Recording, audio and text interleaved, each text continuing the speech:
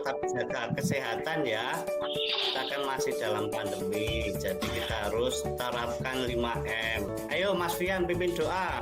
Siap, Prab, doa mulai.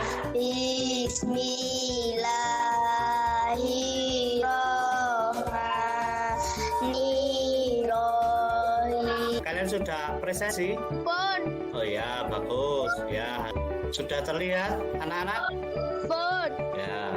Nah, kita akan belajar tema 4 berbagai pekerjaan, subtema 2 pekerjaan di sekitarku, pembelajaran 1. Kita menyanyikan lagu Tanah Airku dulu ya. Oke.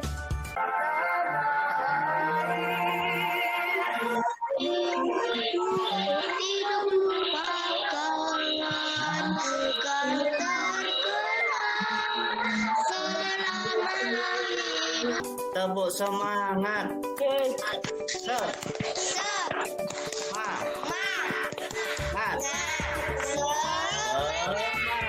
Mampu menyajikan penilaian unsur cerita, dapat membandingkan penggunaan teknologi tradisional dan teknologi modern. Nah, itu tujuan yang akan dicapai pada pembelajaran ini ya. Nah, sekarang setiap siswa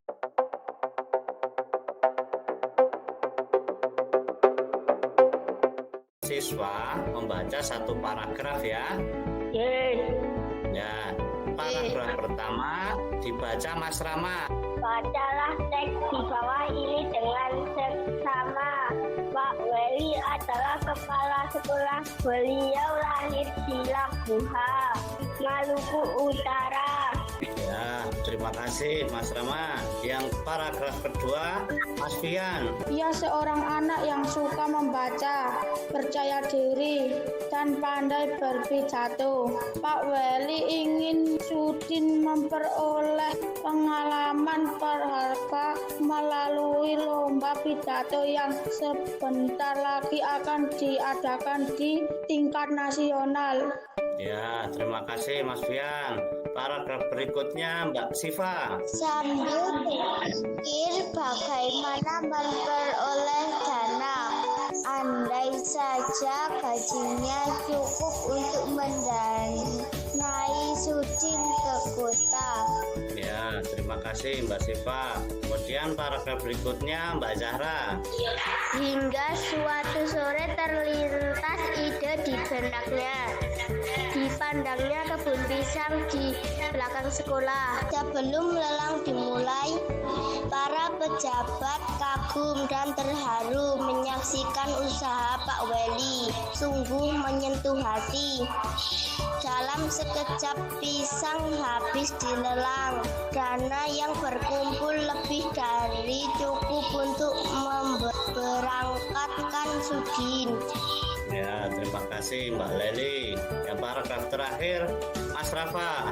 Tak sia-sia usaha Pak Weli dan seluruh warga sekolah. Ya, terima kasih Mas Rafa. Sebutkan tokoh-tokoh yang ada dalam cerita di atas. Ayo Mbak Yara. Pak Weli dan Sudin. Pinter, tokohnya Pak Weli dan Sudin. Pertanyaan kedua untuk Mas Fian. Sudin memperoleh pengalaman berharga melalui lomba pidato. Pertanyaan berikutnya Mbak Leli. Karena Sudin anak yang suka membaca, percaya diri dan pandai berpidato. Pertanyaan berikutnya Mas Rama, coba. Menyelenggarakan lelang pisang di sekolah. Iya, pertanyaan berikutnya Mbak Siva, coba. Pak Weli karena baik hati. Pak Weli itu pekerjaannya sebagai apa ya tadi ya? Kepala sekolah. Iya, kepala sekolah atau guru ya Pak Weli itu pekerjaannya. Kalau di sekitar lingkungan kalian ada pekerjaan apa saja? Petani, kemudian apa saja? Guru. Iya, ada guru. Supir. Ya, untuk lebih jelasnya kalian simak video ini ya. Ya. Ya, Pak. Jenis pekerjaan, ya benar. Jadi pekerjaan adalah usaha yang dilakukan seseorang untuk mendapatkan penghasilan. Setelah mengetahui apa itu pekerjaan, mari kita pelajari tentang apa saja jenis-jenis pekerjaan itu. Jenis-jenis pekerjaan itu ada dua, yaitu yang pertama, pekerjaan yang menghasilkan barang. Yang kedua, pekerjaan yang menghasilkan jasa. Adik-adik, coba perhatikan gambar berikut ini. Gambar pekerjaan apa sajakah ini? Ya, benar. Jadi, gambar tersebut merupakan pekerjaan petani, peternak, nelayan, dan koki. Nelayan adalah orang yang mencari ikan di laut. Pekerjaan tersebut menghasilkan barang berupa ikan-ikan segar yang dapat kita beli di pasar. Setelah mempelajari jenis-jenis pekerjaan yang menghasilkan barang, mari adik-adik kita lihat lagi tentang jenis-jenis pekerjaan yang menghasilkan jasa. Guru adalah orang yang bekerja memberikan jasa mengajar.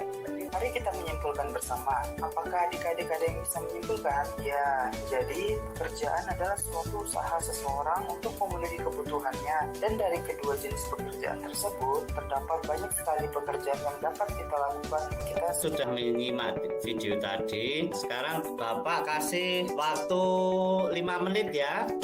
Sudah jadi anak-anak? Sudah, Pak. Sudah, Pak. Ya. Ya, Pak. Ya. Masing-masing siswa menyebutkan satu pekerjaan ya. Yang pertama coba Mbak Zahra. Petani. Petani menghasilkan. Iya, petani menghasilkan barang, pinter. Kemudian Mas Fian satu pekerjaan saja. Dokter menghasilkan jasa. Pinter. Siva satu pekerjaan. Guru menghasilkan jasa. Oh, pinter. Kemudian Mas Rafa. Supir menghasilkan jasa. Pinter. Mbak Leli. Coba. Nelayan menghasilkan barang. Nelayan menghasilkan barang. Siapa yang pernah pergi ke pantai? Saya, Pak. Ya, sudah pernah pergi ke pantai semua ya? Bun. Ya, coba Pak Guru sebutkan jenis-jenis pekerjaan yang ada di sekitar pantai itu pekerjaannya apa saja? Nelayan. Nah, nelayan itu dibedakan menjadi dua. Ada nelayan tradisional dan nelayan modern. Nah, untuk nelayan tradisional, peralatannya menggunakan perahu atau sampan. Nelayan tradisional hanya menggunakan tenaga angin. Nelayan modern menggunakan perahu mesin. Dari nelayan modern ini, ada yang menggunakan pukat harimau. Pukat harimau adalah, ini gambarnya pukat harimau. Pukat harimau adalah jaring yang sangat besar yang dapat menjaring makhluk hidup di laut menggunakan pukat harimau. Dan ada juga yang menggunakan bom ikan. Bom ikan adalah bahan peredam untuk menangkap ikan. Nah, ini gambarnya. Nah, untuk lebih jelasnya simak video berikut ya. Ya, Pak. kita pasti pernah mendengar tentang jaring pukat harimau. Pukat adalah semacam jaring yang besar dan panjang untuk menangkap ikan. Sudah menyimak videonya ya? Nanti kalian berdiskusi melalui WA ya, yang sudah saya bagi melalui grup masing-masing. Kemudian ini pertanyaannya, apa yang digunakan oleh nelayan tradisional untuk menangkap ikan? Kemudian apa yang digunakan oleh nelayan modern untuk menangkap ikan? Kemudian tuliskan persamaan dan perbedaan dari nelayan modern dan tradisional dalam diagram. Nanti dipresentasikan. Pun. Ya. Nah, sekarang kalau sudah dipresentasikan, kelompok 1 yang mewakili Mbak Zahra ya, yang membacakan, nanti kelompok 2 menanggapi. Ayo coba Mbak Zahra. Nelayan tradisional menggunakan perahu atau sampan, menggunakan tenaga angin. Area penangkapan ikannya terbatas, tidak menggunakan radar. Nelayan modern menggunakan tenaga mesin, berlayar ke tempat yang lebih jauh, menggunakan radar. Persamaan, menangkap ikan, menggunakan jaring, menghadapi badai dan ombak. Ya, terima terima kasih presentasi dari kelompok 1. Nah, sekarang Pak Guru tanya kelompok 2. Bagaimana jawaban dari kelompok 1? Ya, betul. Betul.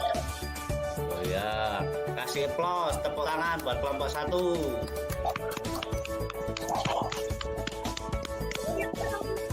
Ya, sekarang dari kelompok 2 yang mewakili Mas Rama ya. Nelayan tradisional menggunakan tenaga angin.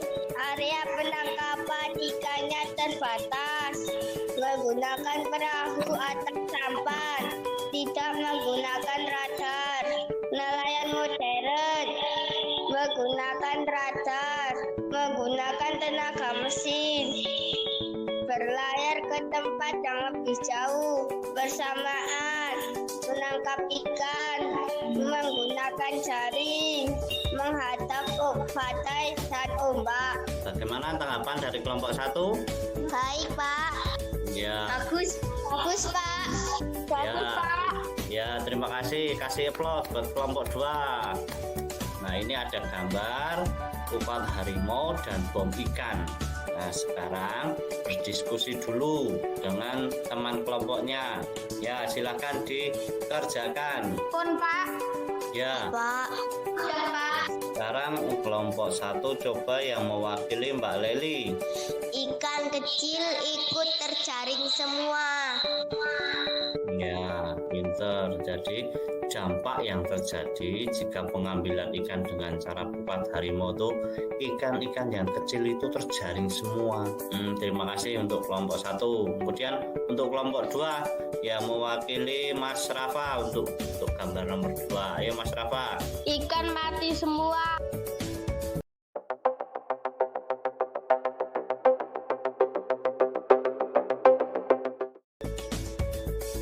Setelah kita mempelajari materi ini tadi, Kita perlu mencontoh Pak Weli karena baik dan peduli.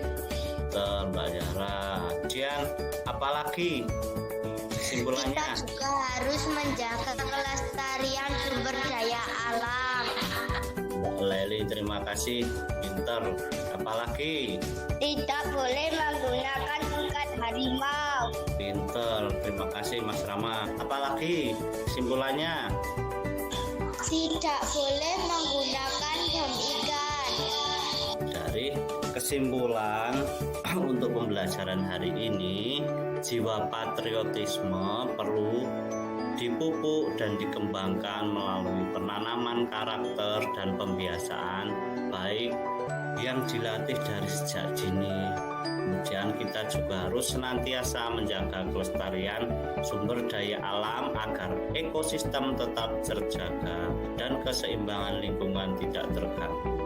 Dan jika sumber daya alam terjaga dengan baik, maka barang yang dapat dimanfaatkan melimpah sehingga kegiatan ekonomi dapat berjalan dengan lancar. Nah, itu kesimpulan dari pembelajaran untuk hari ini. Untuk mengetahui sejauh mana tingkat pemahaman kalian terhadap materi yang sudah kita pelajari, silakan kalian kerjakan evaluasi melalui link berikut. Untuk rencana tindak lanjutnya, sebagai kegiatan tindak lanjut, siswa yang mendapat nilai di bawah KKM melaksanakan remedi. Kemudian yang di atas KKM nanti mengerjakan soal pengayaan. Untuk pertemuan berikutnya kita akan mempelajari simbol kedua, sila Pancasila serta luas dan keliling persegi panjang. Nah, untuk pembelajaran hari ini cukup sampai di sini ya. Untuk mengakhiri pembelajaran kita berdoa. Mas Fian pimpin doa ya. Siap. Ya.